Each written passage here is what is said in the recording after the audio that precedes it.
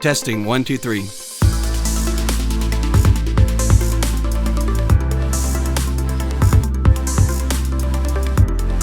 EY is launching a series of podcasts on the buzzword today, generative AI.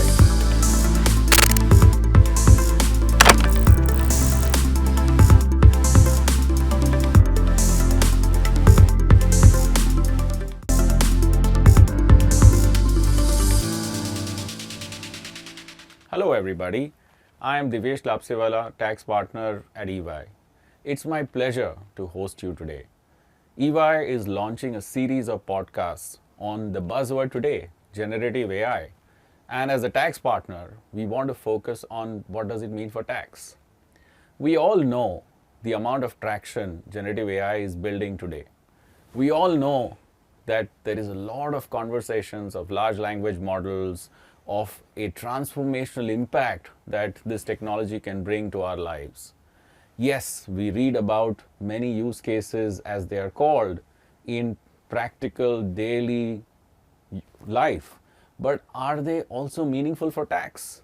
We have to unravel that, and that's the reason why we are here today.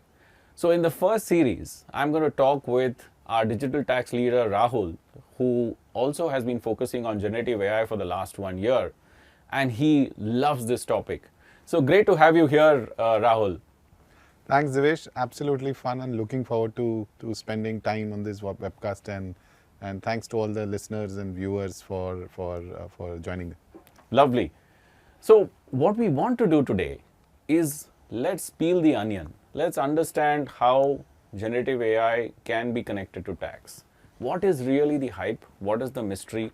And what is the future looking like? Yes, we are all stargazing today, but that's the way the technology works. So let's begin first by understanding where we are. And Rahul, that opens my first question to you. Please tell me, how is generative AI, in very simple terms, different from all the software and technology that we've been traditionally using? Yeah, so Divyesh, generative AI is actually fundamentally different from everything else that we have seen in technology, particularly in tax. What we all have seen and used so far is very complex coding, complex forms. Often tax professionals do not understand what's going behind the scenes, and they almost every time need a tech professional or IT professional to come in and help. Now come Gen AI, it is actually reversing this. It is democratizing knowledge of technology and coding. So far we used to tell our younger professional kids that learn coding, it will help you in life, right? But with Gen AI is actually the reverse. All you need to know and master generative AI is common sense in English. That's it. With that, you can be a great prompt engineer and get excellent outcomes for you. That's fantastic, Rahul. Thanks. I think that's a good opener for us. So now that you've created this excitement for us, tell me really what are the use cases that you are working on? Okay, so this is the most fun part, Divyesh. Tax AI or AI in tax. I mean, when people ask me what are the use cases, my simple answer is wherever there is human, there is a use case for AI. It's as simple as that, right? You don't have to think beyond that. You have to just apply a lens that are you doing something which you don't like, and then think whether AI can do it for you. Right. So let's talk a little bit specific. Now, as tax professionals, what do we do? Broadly, we do three things. We deal with data, clients, or whether it's our internal functions. True. They give us data. We advise, whether it is advising clients or advising our internal stakeholders, we advise. And then lastly, we defend our positions. So it's litigation. Now you take each of these three areas, there are many use cases which AI can help and make lives of people better, improve productivity, and most importantly, improve quality of the work. That's the part which I think is a lot more exciting than everything else, is improving work quality. Let me give you one example around data. As accountants, as tax professionals, we deal with general ledgers. We deal with loaded Excel sheets, and we are often asked to review these, find out exceptions. Now, we've worked on use cases where you can straight away go and ask a question to an Excel sheet to tell that if this attribute is present, or if this line item is present, or if this non-deductible or non-creditable item is present. It's just absolutely amazing how at the speed and accuracy with which this job can be done. So far, this whole concept of, test checking or just doing sampling, I think that can just completely go away. You bring in AI and you can do 100% validation of data.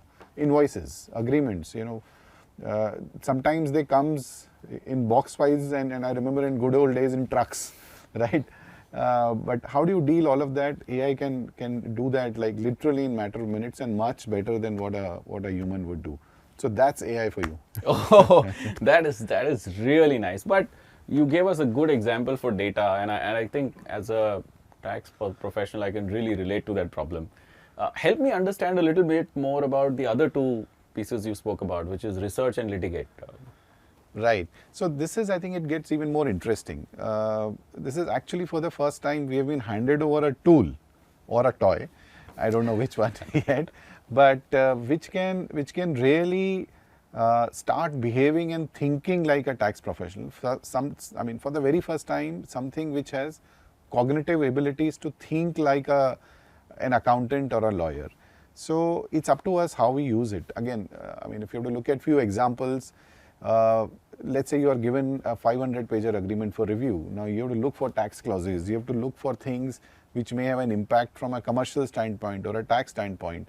A traditional way would have been to take a print, go through, or do a control F and things like that.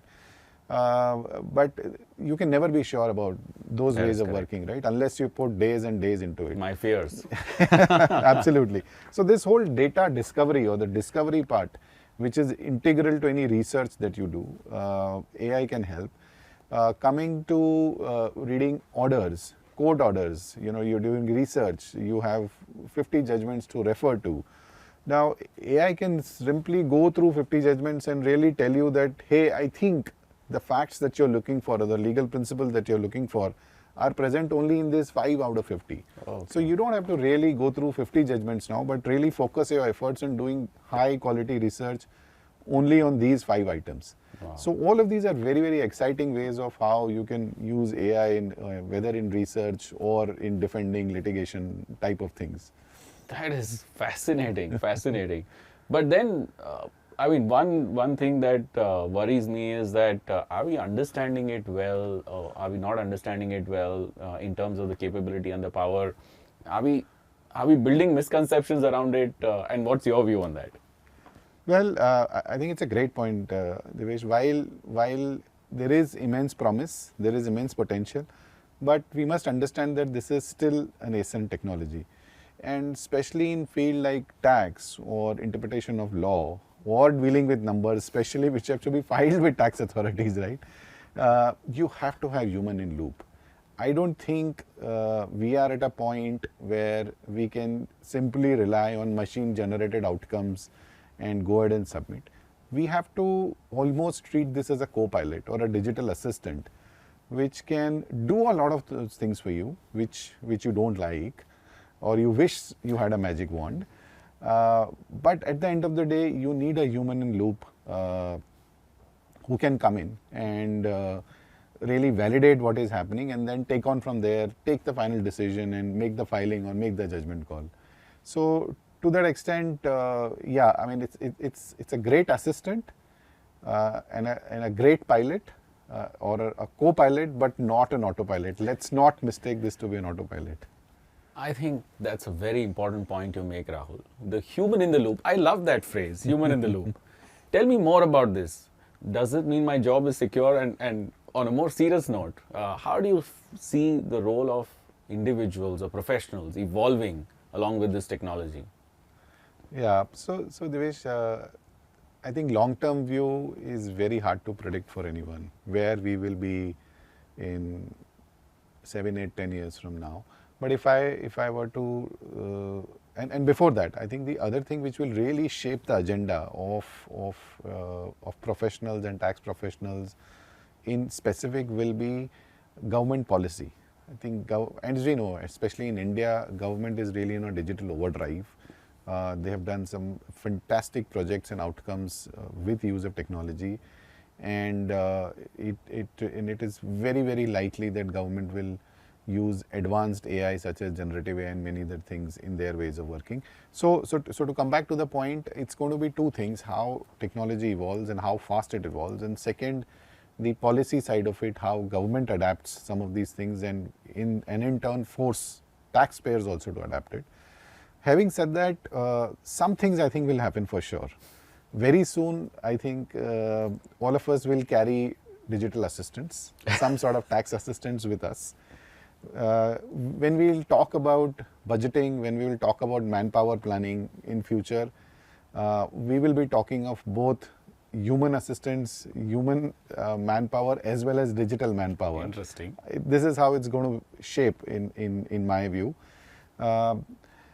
Imagine if there is a court hearing which is going on, or you are sitting before your authority arguing your case, and you have a digital assistant going on your iPad or on a phone which is listening live what is happening and just telling you, okay, you can do this, take this argument, rely on this case, Wow. right?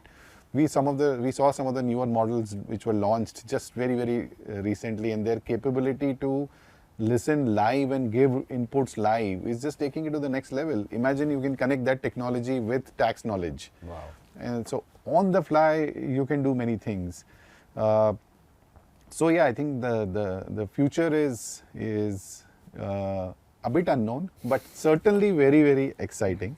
And to your point, whether jobs are secure, well, I think the place and time where we are in India, I don't think we need to worry about jobs. The only thing I would say is AI will not take jobs away. But we have to be careful about people who know AI. I like that. So you seem to be just very, very excited and gung-ho about this. So what's your summary view on generative AI? Well, what really excites me on generative AI is what it can do to transform people's lives. Specifically, when I talk to professionals, if you see, one common problem everyone has is time. 8 out of 10 people, whether it is in consulting, in industry, clients across, when I talk to them, they say we have too many things going on. We just don't have time. AI is this almost a magic wand which has been handed over to us. It can really solve a lot of your day-to-day issues, your team's problems, if you spend time, you take effort to understand it, make sure your teams are also understanding and you're adapting it fast. So one big change to my mind it can bring, and it can be really a blessing, is just make your lives better. So let's hope that it all turns out the way we want, and we can have the same conversation 10 years from now and both of us are around. Lovely, lovely. So thank you all for being with us. I think this was a good fireside chat. I have learned a lot today. I have learned, most importantly, that it is a co-pilot and not an autopilot. But I think if you look at it deep down, this is transformational. In my 20 years of work, I've seen many tax changes, I've seen many process changes, but I have personally not seen anything as tectonic as this. This is here to stay. It is going to impact. But as Rahul told us, it is an enabler, and therefore, how do we use our digital assistants in the future? How do we transform our lives? How do we make ourselves more efficient, our teams more efficient, our processes more efficient, our organization more efficient? And how do we start using its predictive capability is an exciting path for all of us. So the takeaway is very clear. Get generative AI ready for yourself. Thank you for being with us. This is the first podcast. You will hear a lot more from us. And so please hang on and stay connected to us. Thank you.